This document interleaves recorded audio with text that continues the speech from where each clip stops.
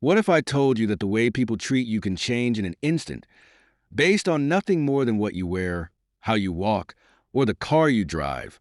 What if the respect you receive depends on the assumptions of complete strangers?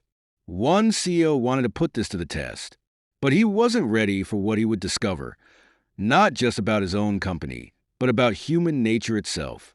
The doors of the dealership slid open, and in walked a man who, to the untrained eye, looked completely unremarkable.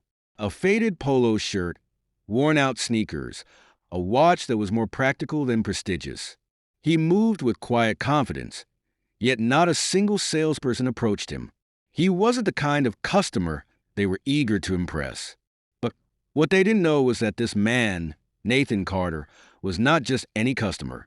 He was the CEO of Carter Auto Group, one of the largest dealership chains in the country. And today, he wasn't here as their leader. He wasn't here to review numbers or check profit margins. He was here to observe, to see firsthand what it was like to walk into his own business as an everyday person, someone without status, without a name that carried weight. For years, Nathan had built his company on values of fairness and respect. This was a company he built while he was at his lowest.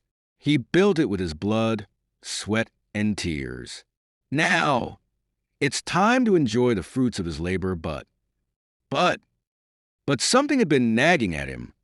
Stories, whispers from customers who felt overlooked, employees who mentioned an unspoken hierarchy, a pattern of people being treated differently based on appearance alone. Nathan didn't want secondhand reports. He wanted the truth. He wanted concrete evidence. He didn't build his company based on assumption.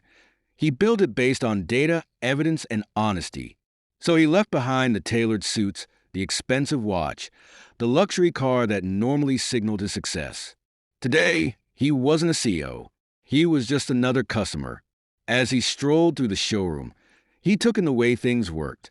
Salespeople stood in small clusters, chatting among themselves. Their eyes skimmed over him, pausing only when they saw someone who looked like they had money to spend. A man in a sharp suit and a woman with a designer handbag were immediately greeted with warm smiles and eager handshakes. Meanwhile, Nathan, standing just a few feet away, was ignored. Can you imagine?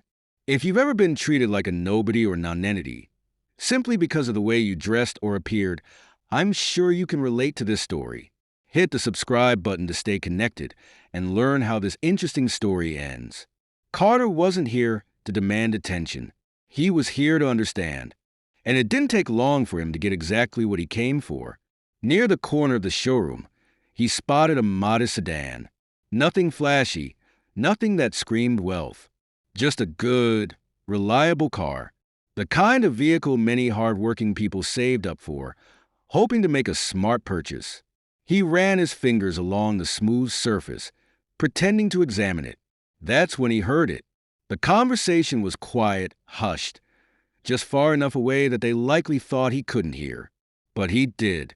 Bet he can't even afford that, a man muttered, his voice carrying a smirk. I'd give it 5 minutes before they run his credit and send him packing. A woman responded with a soft chuckle. Nathan didn't react immediately.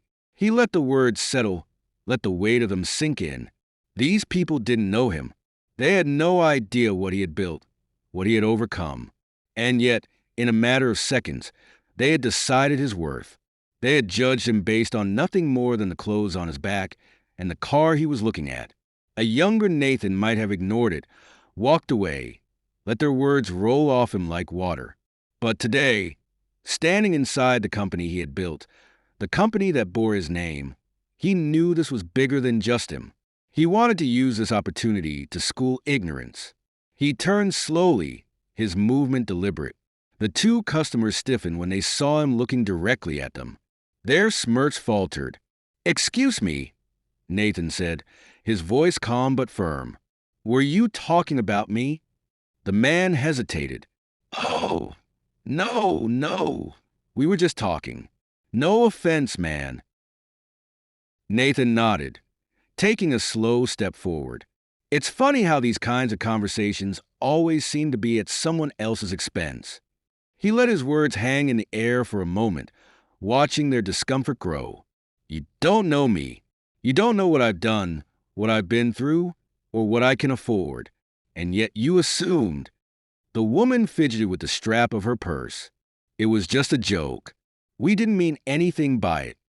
Nathan's eyes didn't leave theirs. That's the problem, isn't it? It's always just a joke. Until it isn't. Until it makes someone feel small.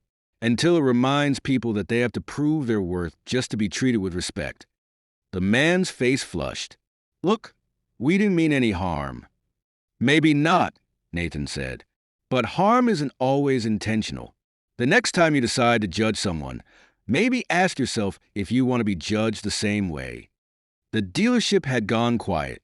A few salespeople had taken notice. Employees were exchanging glances, unsure of what to do. Nathan didn't need to say anything else. He had made his point. By the time he reached the sales desk to finalize his purchase, the atmosphere had shifted. The young woman who had ignored him earlier now wore an awkward smile. "Thank you for your patience, sir," she said. "Your car will be ready shortly." Nathan gave her a polite nod, but he wasn't done yet. Before leaving, he asked to speak with the manager. A middle-aged man with a well-practiced smile hurried over. "Is there something I can help you with, sir?" Nathan gestured for a private conversation. The manager led him to his office, still oblivious to who he was speaking to. Nathan placed his business card on the desk. The manager picked it up, and his expression changed in an instant. His face went pale. "Mr. Carter, I had no idea." "That's the point," Nathan said. And then calmly, he laid out everything. How he had been ignored. How customers like him, like so many others, were treated differently based on nothing more than perception. How he had built this company to be better than that. "Respect," he said, "is not just for people who look like they can afford it. It's for everyone." The manager swallowed hard. "I understand. We'll fix this." Nathan gave him a long look. "See that you do, because after today, things are going to change." As he drove home in his new car, he couldn't help but think about the lesson in all of this. People love to talk about kindness, about treating others with respect.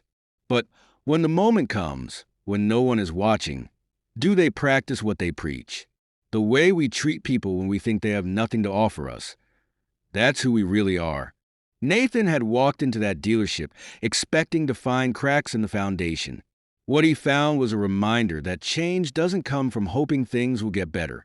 It comes from action, from calling out bias when we see it, from making sure that respect isn't a privilege, it's the standard.